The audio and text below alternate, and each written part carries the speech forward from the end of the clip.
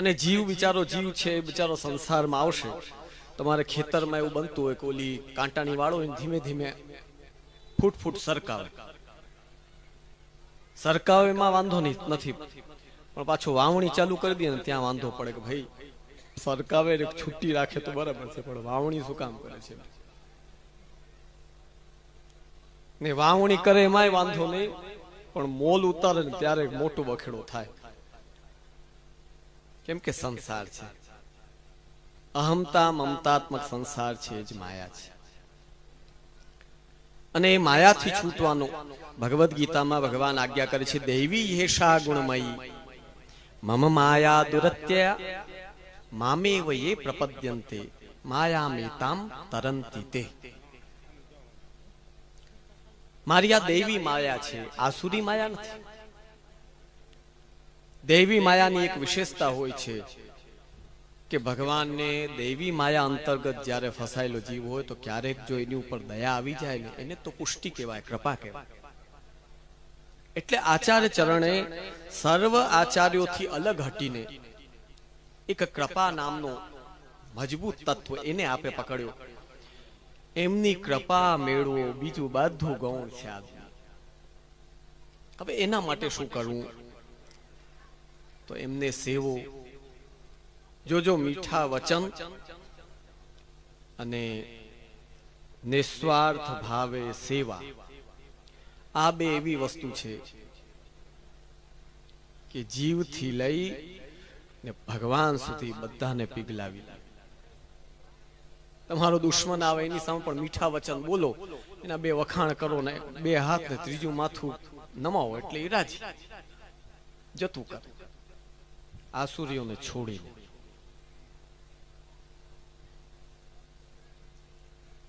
આ એક વૈશિષ્ટ્ય છે. ભગવાન કહે છે મારી દૈવી માયા છે, ગુણમયી છે, ત્રિગુણાત્મિકા છે, દુરત્ય છે, એને પાર કરવી મુશ્કેલ છે. હમણાં બધા જેટલા બેઠા છે બધા ઈ ચક્કરમાં છે, ઈ જ માયા નહીં, દેવી માયાના ચક્કર. પણ મામેવ યે પ્રપદ્યન્તે, મને જ મારી જે પ્રપત્તિ કરે છે, મારે જ શરણે આવે છે, મારા ચરણારવિંદ પકડી લે છે, માયામ એતામ તરંતિ તે આ માયાને પાર કરી શકે છે. એટલે આચાર્ય ચરણે આજ્ઞા કરી, શ્રી ઠાકુરજીની સેવા કરો. જો મર્યાદામાં પણ જે સ્વરૂપ હોય, ચાહે મદન મોહનજી સ્વરૂપે હોય, તમે વૃંદાવનમાં જાઓ, વ્રજભૂમિમાં જ્યારે વિચરણ કરો, કોઈ સીમા નથી, એટલા લોકો ભગવાન કૃષ્ણને ભજી રહ્યા છે. કોઈ બાલકૃષ્ણજી રૂપે, કોઈ મદન મોહનજી રૂપે, અલગ અલગ કેટલા સ્વરૂપો ત્યાં જોવા મળે. એમને પણ ફલ મળે છે, એ આનંદ ઉઠાવે છે, એ કીર્તન કરે છે, બધું કરે છે, નથી કરતા એવું નથી. પણ મર્યાદા ભક્તિનો છેડો જઈને ક્યાં ઉભો રહે છે? સાલોક્ય સાષ્ટી સામીપ્ય સારૂપે કત્વમપ્યત દીયમાનમ ન ગૃહ્ણાતિ વિના મત સેવનમ જનાહ. મર્યાદા ભક્તિની આ એક સમસ્યા છે કે અંતે જઈને જ્યારે પ્રભુ પ્રસન્ન થાય, પ્રભુમાં પ્રેમ જાગ્યા અને પ્રભુને તમારા ઉપર દયા આવે, તો મર્યાદા માર્ગી જીવ માંગે છે શું? કે આપની અતિ પ્રિય જે મુક્તિ છે એ અમને આપે. અને ભગવાન એટલા દયાળુ છે કે મુક્તિ આપી દે. શ્રીમદ ભાગવત નું આ સત્ય છે. રાજન પતિર ગુરુ ભવતામ યદુનામ દૈવમ પ્રિય કુલપતે ક્વચ કિંકરોવા અસ્ત્વેવ મેવ ભગવાન ભજતામ મુકુંદો મુક્તિમ દદાતિ કરિચિત સ્મન ભક્તિ યોગમ. એક પાકું માનજો, મુક્તિ હજી પણ દયા રાખીને કોઈ પણ માંગવા આવે તો પ્રભુ આપે છે. ભક્તિનું દાન તો આચાર્ય ચરણની કૃપા પુષ્ટિમાં થાય ત્યારે જ જીવાત્માને મળે છે, એના સિવાય મળતો નથી. એટલે જ ગોપાલદાસીએ ને આપણે ગાયું છે ને, ભક્તિ સુંદરી ને માયા દાસી બે મૂરત પ્રગટાવી, હરિને મન ભાવી. ભક્તિ છે શ્રી હરિને મન ભાવે. આ બધા ધોળપદ વૈષ્ણવે કરવા જોઈએ, ખાલી કરવા માટે નહીં. આ ધોળપદમાં કેટલો સાર ને કેટલો ખજાનો ભર્યો છે. આપણા જે ગુજરાતી કવિઓ થયા એનો દયા માનો આપણા ઉપર, વૈષ્ણવ સમાજ ઉપર, કે એમણે સરળ ભાષામાં વેદોના, શ્રીમદ ભાગવતના, ભગવદ્ ગીતાના, શ્રુતિ સ્મૃતિના સિદ્ધાંતો સરળ ભાષામાં આપણી સામે મૂક્યા. પણ આપણે એને સરળ ભાષાને શીખીને મનમાં ને હૃદયમાં ઉતારતા નથી. હવે પુષ્ટિમાં બીજો શું ફરક? એક તો ભક્તિનું દાન થાય, જેથી આધુનિક જીવને પણ જો સેવા કરવાની ઈચ્છા જાગે તો સમજવાનું કે હવે પુષ્ટિ રૂપી કૃપાની શરૂઆત એ જીવાત્મા ઉપર થવા લાગી.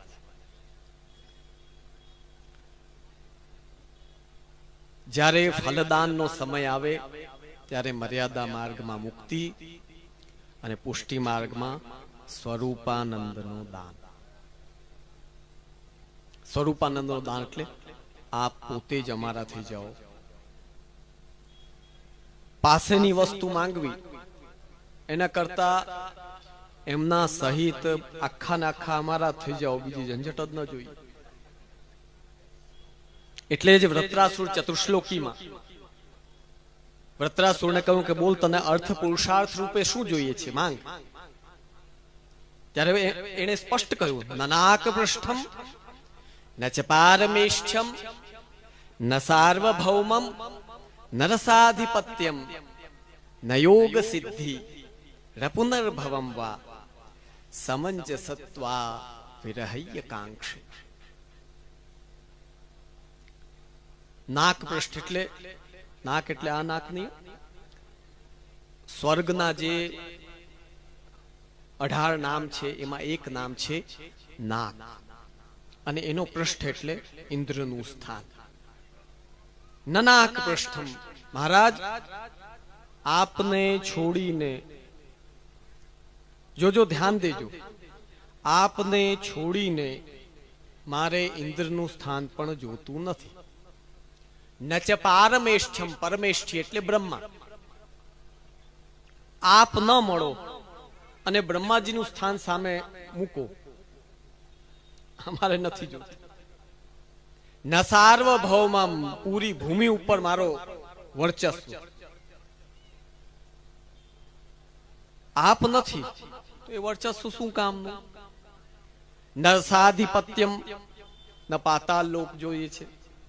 ન યોગ સિદ્ધિ, યોગ સિદ્ધિ જ્યારે કોઈને પ્રાપ્ત થઈ જાય તો 1 મિનિટમાં માખી જેવો બની જાય, બીજી મિનિટમાં હાથી જેવો બની જાય, 1 મિનિટમાં સાવ હળવો થઈ જાય, 1 મિનિટમાં ખૂબ ભારી થઈ જાય.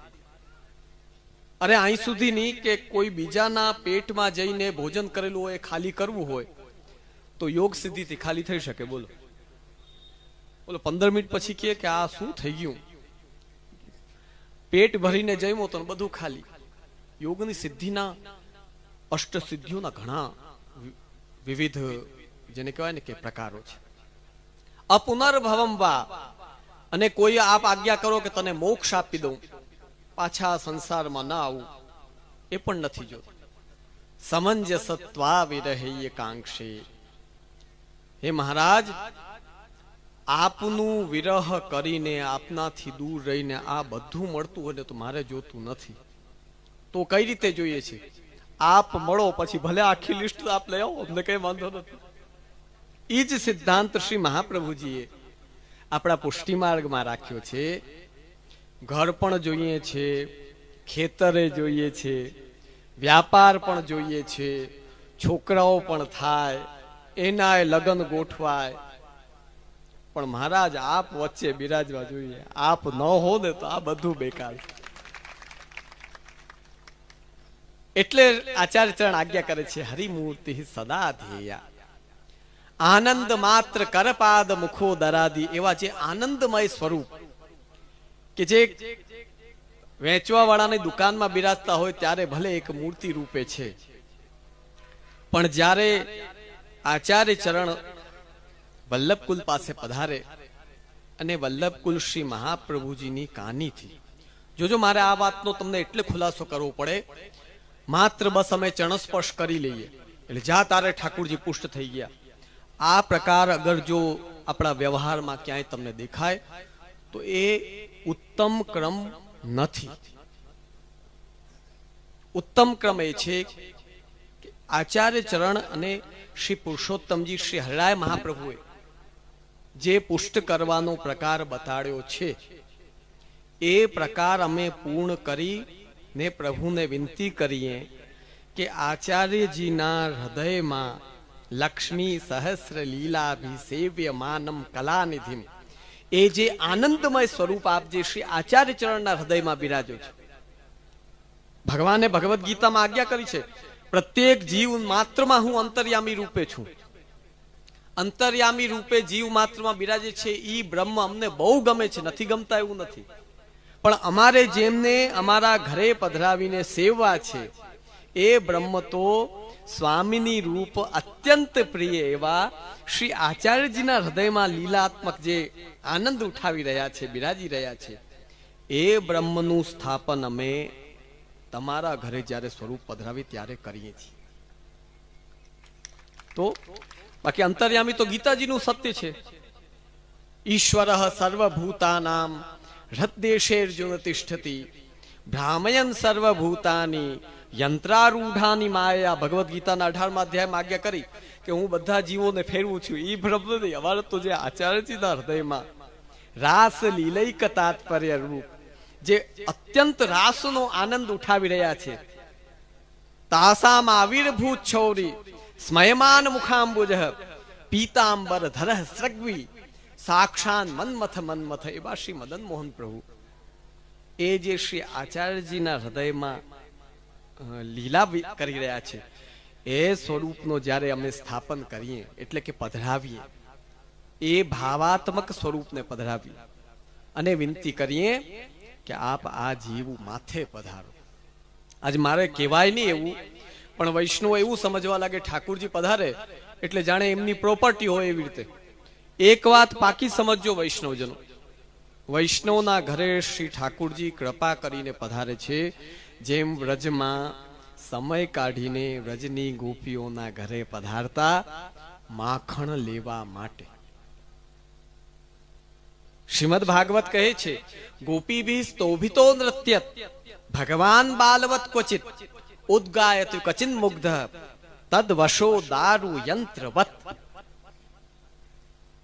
તમારે વશ પણ થાય છે, નથી થતા અમે એમ નથી કહેતા, પણ એ વશ થાય એટલે આપણે એમ સમજવા લાગીએ કે મારા અંડરમાં ઠાકુરજી છે એવું ભૂલી જાજો. કે આપણે છોકરાઓની જવાબદારી નથી લઈ શકતા, એ કરવાના છે કે નથી. હમણાં કોરોના કાળમાં 2 વર્ષમાં 48 સ્વરૂપ હવેલીમાં પધાર્યા અમારી પાસે. બોલો કારણ શું? કે ભાઈ છોકરાઓ કોઈ કરે એમ નથી. સાફ કીએ અમે સૌથી નારાજ અમે કોના ઉપર થઈએ? ઠાકુરજી પધરાવા આવે ને એના ઉપર સૌથી વધારે નારાજ.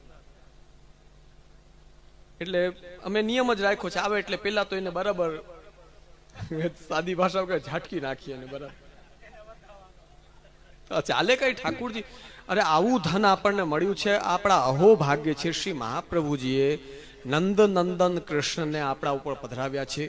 જેટલી થાય એટલી કરો, પણ સેવા વિના ના રહો. એ પ્રભુ કેના માટે પધારે છે? શ્રી મહાપ્રભુજી નિબંધમાં આજ્ઞા કરે છે, એનમ જીવમ ઉદ્ધરિષ્યામી. વૈષ્ણવના ઘરે જો શ્રી ઠાકુરજી પધારે છે કે બસ આ જીવને મારો બનાવીશ તે માટે જ પધારે છે, મહેમાન રૂપે જ પધારે છે. બાકી અમારા નંદાલયમાં કાયમી બિરાજે ને 4 હસ્તે ખૂબ સેવા લે.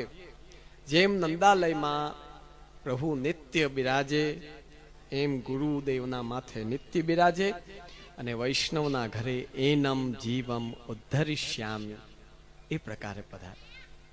એટલે ક્યારે પણ મારા ઠાકુરજીનો અહંકાર એ જીવાત્મા ક્યારે નહીં લાવવાનું મન. આ કૃપા કરી રહ્યા છે એટલે માથે બિરાજી રહ્યા છે. હમણાં જો કૃપા હટે ને તો હમણાં પધારી જાય. આ ભાવ રાખીને જો કાયમી સેવા કરો ઠાકોરજી જોજો કાયમી પ્રસન્ન રહેશે તમારો. પણ મારા અંડરમાં ઠાકોરજી છે તો પ્રસન્ન નથી રહેતા. ગોપિકાઓને પણ તાસામ તત્ સૌભાગમદમ વીક્ષ્યમાનમ ચ કેશવ પ્રશમાય પ્રસાદાય તત્રૈવાંતરધીયત. આ રાસનું સત્ય આપણા બધા સામે છે. જ્યારે એ ગોપિકાઓ કે જે અંગરૂપ છે, પ્રાપ્તે સારસ્વતે કલ્પે વ્રજે ગોપ્યો ભવિષ્યથ પૃથિવ્યામ ભારતે ક્ષેત્રે માથુરે મમ મંડલે, આમ કરીને વચન આપીને જેમને મોકલ્યા એમને પણ સૌભાગ્યમદ આવ્યો. તો જરાક ચીમકી કહેવાય આને આપણામાં. આમ ચીમકી આપી, જો હું હટી જાઉં તો શું સ્થિતિ થાય. જુઓ, એમ જ આપણે પણ કાયમી ચીમકીનું ડર રાખી ને પ્રેમથી ભાવથી સેવા કાયમી કરતા રહો. એ જ આપણા પુષ્ટિમાર્ગી વૈષ્ણવનું કર્તવ્ય છે. અમને ખૂબ આનંદ છે કે આજે સુરતથી પ્રારંભ કરી બરોડા, અમદાવાદ, રાજકોટ અને જામનગર, પોરબંદર, જુનાગઢ, આ બધા જ આપણા ક્ષેત્રોમાં એટલા બધા સ્વરૂપ બિરાજે છે. પણ આપણે કમી ક્યાં આવી ગઈ છે હવે કે સત્સંગની કમી હોવાના કારણે ઠાકોરજી સાથે સ્નેહ વ્યવહાર કમ અને જેને કહેવાય કે સાદો વ્યવહાર વધારે થઈ ગયો છે. સ્નેહ કમ થતો જાય છે. વૈષ્ણવ કોઈ પણ રીતે સર્વોત્તમ સ્તોત્ર, ષોડશ ગ્રંથનો પાઠ કરીને સ્નેહ વધારો. હમણાં સ્નેહ વધારવાની બહુ જરૂર છે. સ્નેહ ઘટતો જાય છે. દેખાડા કરે છે એમ નથી કેતા, અમે કોઈ દેખાડા નથી કરતા, પણ સાદો વ્યવહાર બહુ થઈ ગયો છે ઠાકોરજી સાથે. બસ રોજ જગાવ્યા ને પોઢાવ્યા ને તાલા મંગલ કર્યા, પછી એવા ગળે ડૂબ આપણે બધા લૌકિકમાં લાગી જાય. કરવું પડે, લૌકિક ચલાવવું જરૂરી છે, અમે મના નથી કરતા, પણ ક્યાંક મન તો ઠાકોરજીમાં રહેવું જોઈએ, ક્યાંક પ્રેમ તો જોડાયેલો રહેવો જોઈએ. જોજો આ સ્થિતિ કેવી છે. ખૂંટે બંધાયેલો જે પશુ હોય એને તમે શું કહે તમારે ગામડા ભાષામાં? નહીં, રાંડવું કહીએ ને, બાંધવાનું. તમારે હવે એવી જ ભાષા છે તો હું શું કરું? જેટલો લાંબો બાંધો ને એ ભલે જાશે દૂર સુધી. તમે 40 ફૂટનો 50 ફૂટનો ઓલું બાંધી દીધું એના ગળે, જાશે દૂર સુધી, પણ એને દૂર સુધી જશે ત્યારે એ ખબર હોય કે હું બંધાયેલો છું આનાથી. પાછો ખેંચાઈને આવશે ત્યાં જ, એનાથી વધારે નહીં જઈશ. એમ તમને બધા વૈષ્ણવને કહીએ, પરબ્રહ્મ રસરૂપ કૃષ્ણ અને મહાપ્રભુજીથી બંધાયેલા રહો. દુનિયાના કોઈ પણ છેડામાં જશો ને તમે ફેંકાશો નહીં ક્યારે. જોજો, એમનાથી આપણે બંધાયેલા રહેવું છે. એમનાથી દૂર ગયા તો આપણો નાશ થઈ જવાનો છે. એટલે ખૂબ સેવા કરો, ખૂબ ભગવદ નામ લ્યો. મારા વૈષ્ણવ કીર્તન ખૂબ સુંદર કરે, પણ બહુ વધારે ટીપ મારો ને પછી જલ્દી ખખડી જાઓ છો તમે બધા. ગલત ના લગાડતા, ટીપ મારો એમાં વાંધો નથી, પણ બહુ અતિ વધારે મારો ને એમાં પછી જલ્દી ઓલી ગાડીનો પેટ્રોલ જલ્દી ખતમ થઈ જાય. ને જૂના લોકો શું બધા ઓલા બાજરાના રોટલા અને ઘીવાળા હતા, વગર માઈકે કેવી ટીપ લેતા. મને તો જો 92-93 મને યાદ છે, ત્યારે એ જમાનામાં લાઈટો જાતી ને એ સમય હતા, ત્યારે ઘણા મનોરથમાં એવું થતું કે અડધા મનોરથ એમને લાઈટ વિના અને માઇક વિના થતા. ને માઇકે બિચારા એવા હતા કે ચાલતા ચાલતા વચ્ચે બિચારાની ઉંમર પૂરી થઈ જાય, એવા એ જમાનાના માઇક હતા.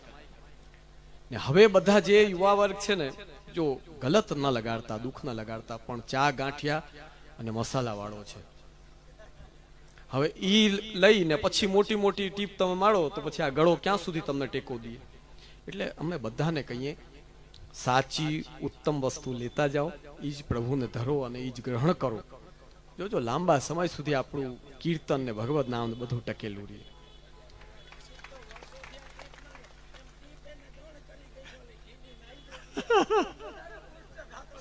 એટલે ખૂબ આ કીર્તનકારો પણ અમારા ખૂબ સ્વસ્થ રહે, ખૂબ આનંદથી ખૂબ લાંબા સમય સુધી તમે કીર્તન કરતા રહો, એવા તમને બધાને ખૂબ ખૂબ આશીર્વાદ.